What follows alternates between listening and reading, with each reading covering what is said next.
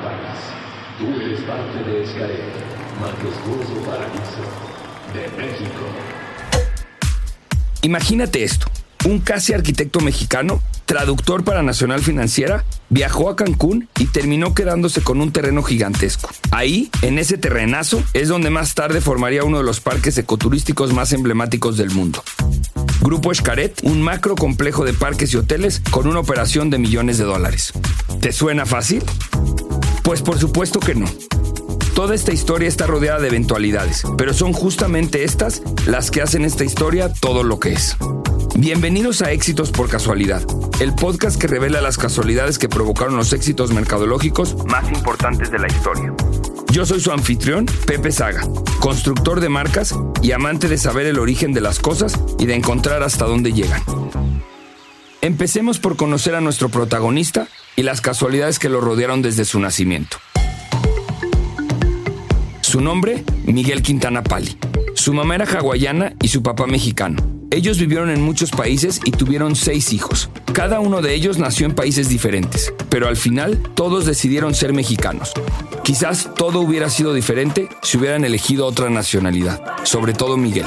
Miguel heredó de su papá el buen humor, el amor por la música y por México. Su mamá era la estricta, pero de ella heredó el amor por la naturaleza, el cuidado del dinero y la formalidad en el trabajo. Su mamá era tan estricta que ella anotaba en su cuaderno si sus hijos habían hecho o no la cama. En casa, ella separaba la basura, hacía su propia composta y tenía un orquidiario con especies de todas partes del mundo. Como ya dijimos, su mamá era amante de la estructura y el orden, pero sobre todo de ser autosuficiente. Para Miguel, haber sido educado bajo estos aspectos le ayudarían mucho en el futuro. Cuando Miguel tenía 6 años, él y su familia vivían en Chile. Dentro del estricto ritual mañanero estaba levantarse muy temprano para después turnarse entre los hermanos las actividades de la casa. Los niños preparaban avena mientras veían hermosos amaneceres. Los fines de semana todos siempre iban a la costa, donde los paisajes son inimaginables. Así, fue normal que Miguel se enamorara de la naturaleza. Desde que era niño y vivía en Chile, compraba gomas y lápices al mayoreo para revenderlo a sus compañeros. Llegó incluso a tener sus gallinas y a venderle los huevos a su mamá. Tanta era su habilidad para obtener dinero que inventó un juego. A una caja de zapatos le hizo varios agujeros. Después les decía a sus amigos que intentaran atinarles a los agujeros. Si no le atinaban, se quedaban las canicas en la caja. Luego a los amigos que se quedaban picados, les vendía canicas para que volvieran a intentarlo. Obviamente, cuando las maestras en su escuela se dieron cuenta, se lo prohibieron porque tenía más pinta de casino que de juego. Cuando Miguel estaba en la secundaria, vendió crucifijos dentro de botellas usadas de pisco. En 1963, Miguel estudió la prepa en el TEC de Monterrey. Él decidió quedarse y estudiar los veranos para acelerar su proceso. Cursó la prepa y se graduó en casi la mitad del tiempo. Nuestro protagonista parecía llevar prisa. Cuando Miguel llevaba 5 años con su novia, le propuso matrimonio. Él ya quería casarse y así fue. Este evento lo hizo vivir lejos de su casa y esto le ayudó a aprender a trabajar en equipo. Y fue en la preparatoria donde rentaba autobuses para vender lugares de regreso a la Ciudad de México a los estudiantes del TEC. Trató de estudiar ingeniería química, pero fue demasiado contenido científico y mucha investigación. Así que mejor se decidió por arquitectura y empezó su carrera de arquitecto en la Ibero, en la Ciudad de México, pero pues tampoco terminó. Estuvo ahí solo 3 años.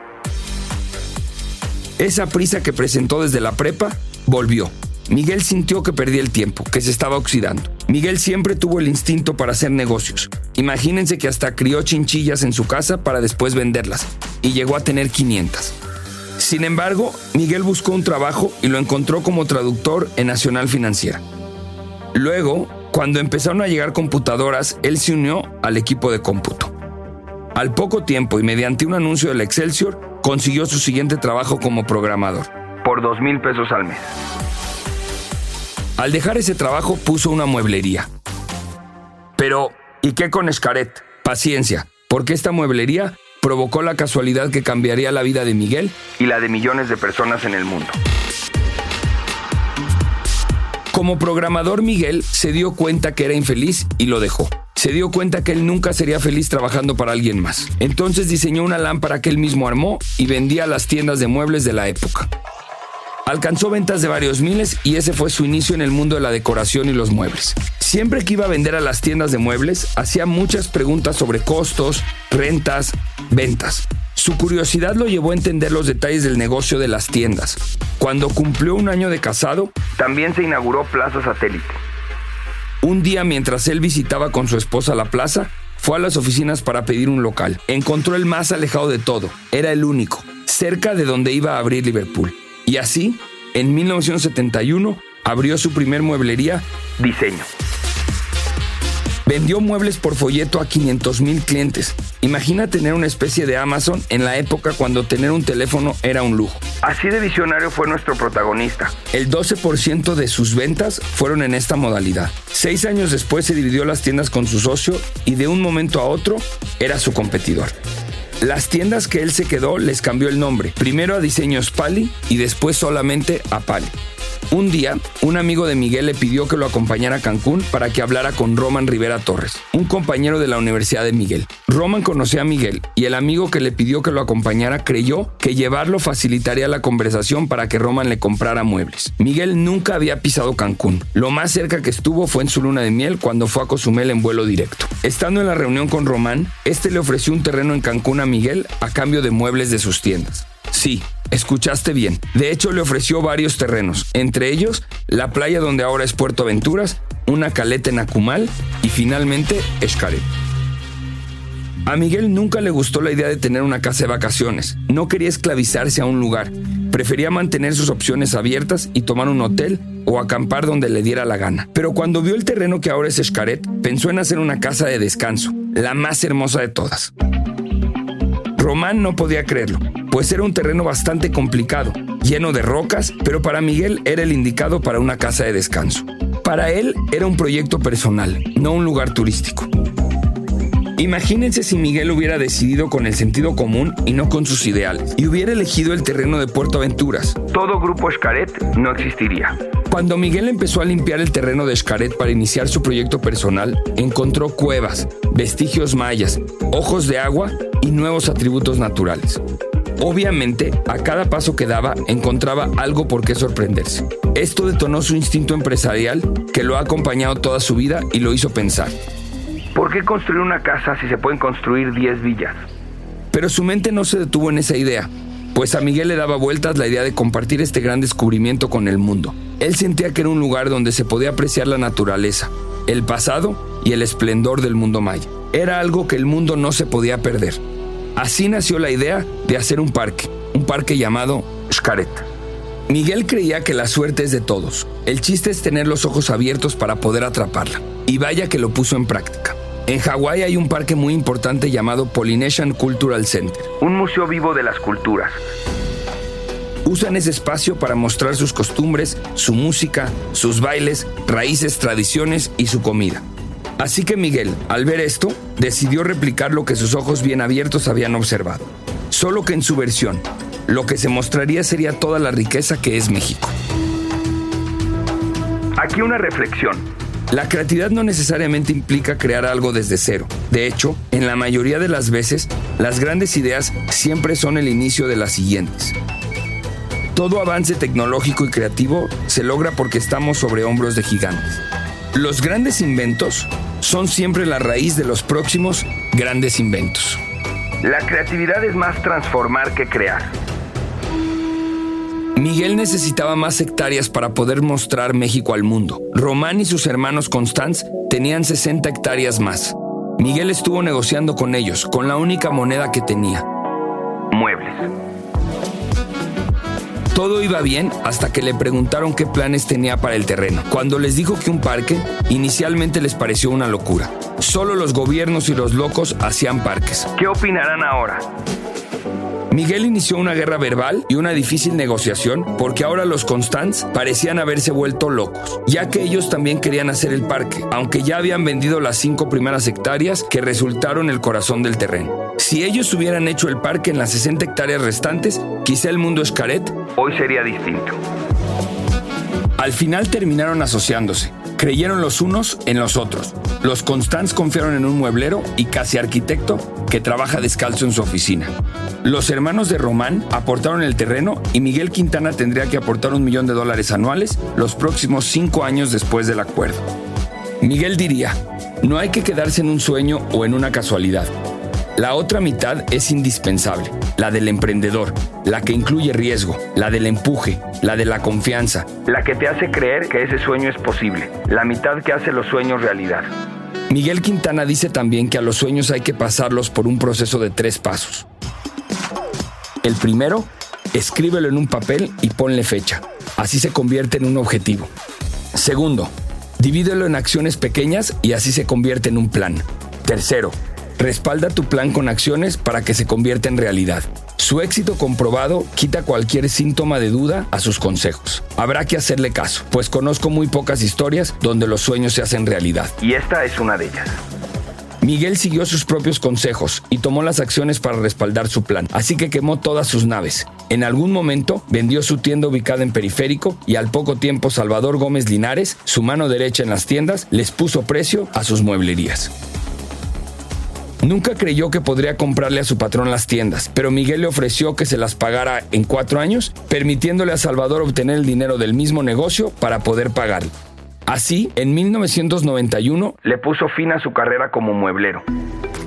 Miguel dejaría de recibir el ingreso con el que había vivido 20 años, con el que generaba un exitoso negocio de boutiques de muebles que lo había mantenido. Parece sencillo, pero ¿sabes cuántos sueños se han quedado ahí por el miedo de perder lo que tienes?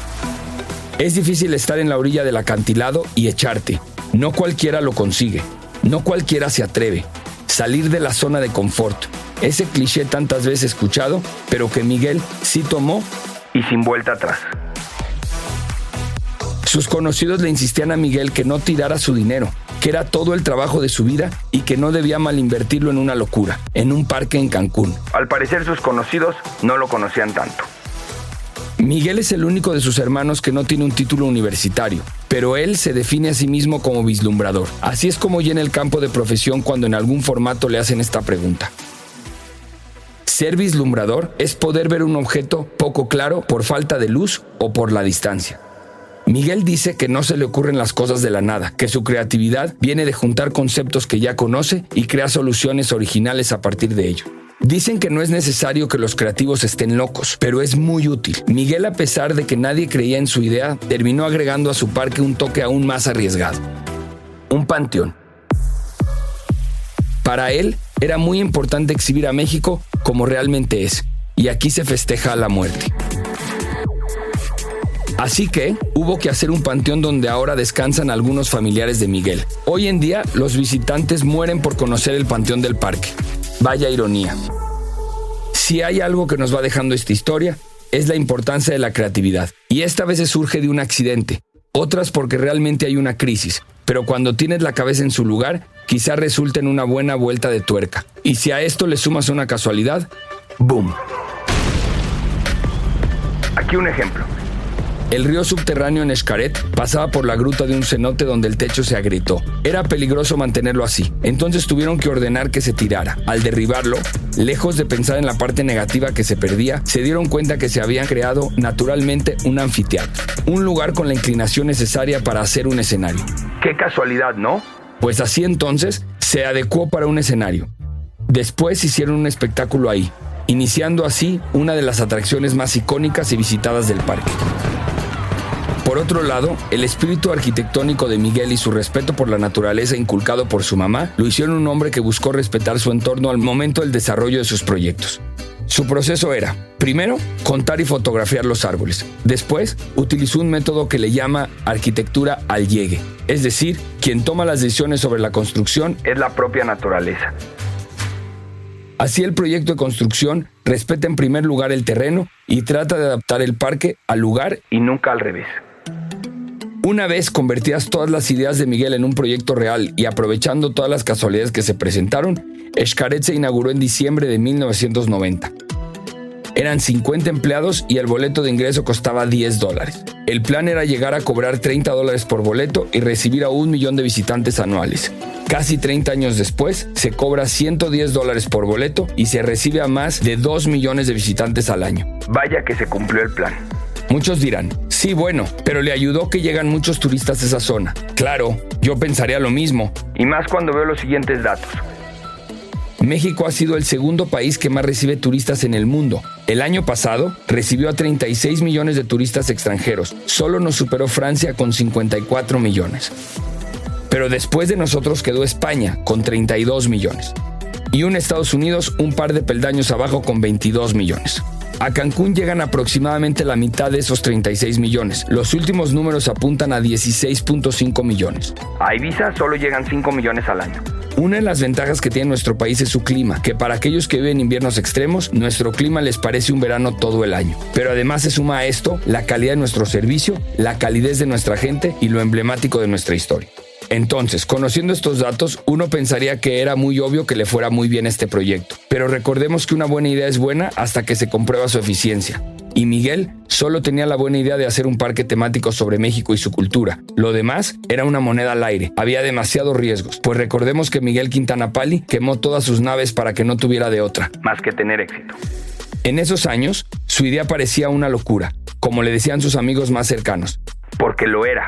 Así como lo fueron en su momento todos los grandes proyectos que han revolucionado al mundo, todos al inicio parecieron una locura. Ahora imaginémonos algunas de las preguntas que seguro le hicieron, o tal vez hasta él mismo se hizo.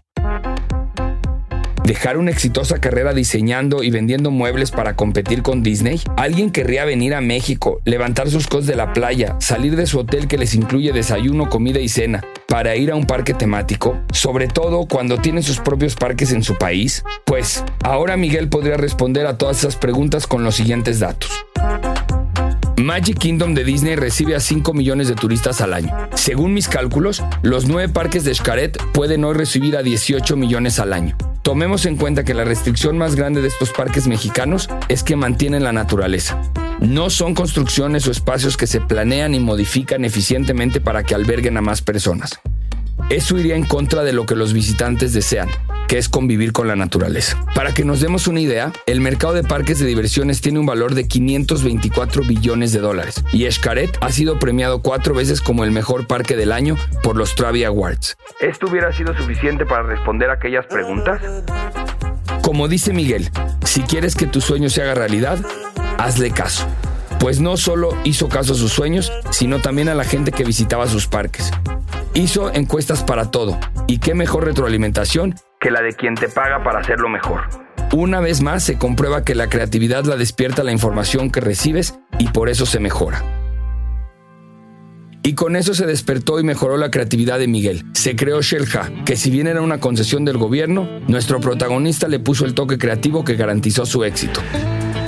Después vino el tercer parque que llamó Explore, un parque de aventuras que inicialmente estaba presupuestado para costar 5 millones de dólares y terminó costando 32.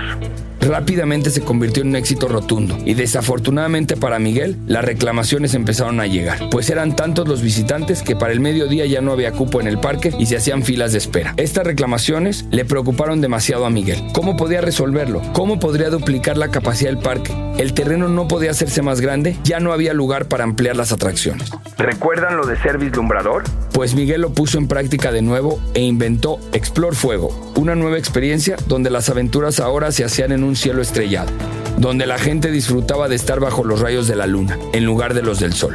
Duplicó la capacidad del parque, aumentando horas y cambiando la experiencia. Adiós a las reclamaciones. Después vino el siguiente proyecto, Cenotes.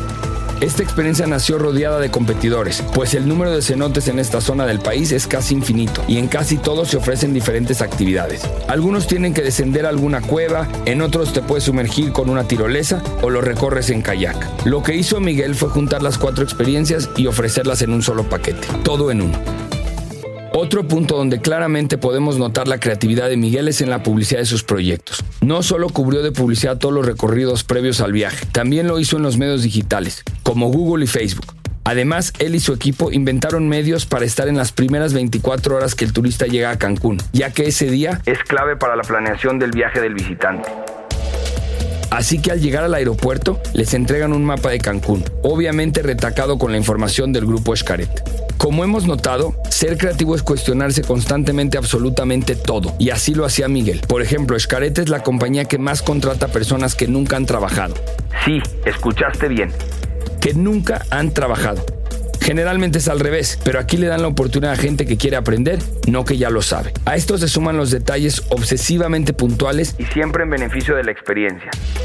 Por ejemplo, en Xcaret los textos son suficientemente grandes, incluso en el recipiente del shampoo, que lo dice en grande. También los escalones están truqueados para que la gente no se le haga pesada la subida y son más cortos que lo normal.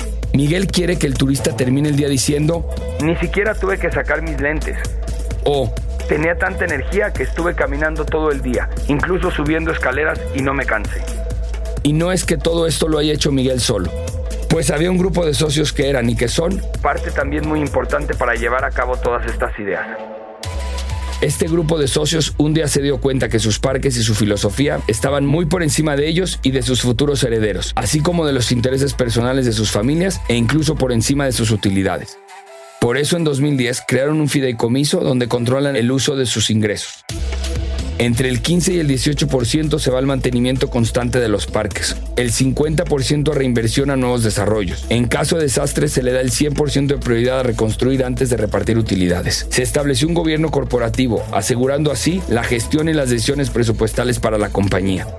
Además, se obligan a mantener las acciones de las empresas por los próximos 100 años. No pueden ni venderlas ni bursatilizarlas. Esto asegura mantener el 100% del capital de la empresa en manos de mexicanos. Así que hay Grupo Xcaret para mucho tiempo, y el futuro inmediato para el Grupo Xcaret es Mérida, donde está por abrir un lugar que sea un tributo a la vida y a la muerte que se llamará Xibalbá. Se planea hacer un circuito de hoteles cercanos a Valladolid. Estos serán hotelitos boutiques para vivir la experiencia de los cenotes y las haciendas. Grupo Xcaret además notó otro gran problema para el turismo que hace visita a lugares que están alrededor de Mérida. Ellos tienen que regresar a Mérida a dormir. El grupo ahora está trabajando en la solución: un crucero en tierra, como ellos lo llaman. Imagínate esto: después de un paseo matutino durante el día, ir a comer, después disfrutar toda la tarde de sus instalaciones y cenar. Al día siguiente, mientras estás en un cenote o visitas algún otro lugar, ellos llevan tu equipaje a otro hotel. Al llegar puedes usar tu misma llave en el mismo número de habitación y tus pertenencias están acomodadas justo como las dejaste. Como ven, la creatividad, innovación y casualidades no pararán mientras exista un grupo como lo es el Grupo Xcaret. Antes de despedirme, me gustaría recordar una de las frases que Miguel repite todo el tiempo. Quizá te lo encuentres un día en Xcaret y él mismo te la dice. Pues no sería raro, porque continuamente está yendo a hacer preguntas a los visitantes. Siempre está hambriento de comentario. Todo feedback es alimento para su creatividad. La frase en la que él cree firmemente es: la imaginación no se gasta, mientras más la usamos, más tenemos. Esta historia nos ha mostrado las grandes cosas que se pueden obtener cuando se une la creatividad con las casualidades. Afortunadamente para todos, gracias a Grupo Xcaret, esto sigue sucediendo. ¿Recuerdan que les advertí que pueden encontrar a Miguel descalzo en la oficina? Pues esto es porque en Hawái solo se usan zapatos para andar en la calle. Los esperamos en nuestro siguiente capítulo. Porque las casualidades nunca dejarán de ocurrir, es mejor estar preparados para aprovecharlas. Yo soy Pepe Saga y esto fue Éxitos por Casualidad.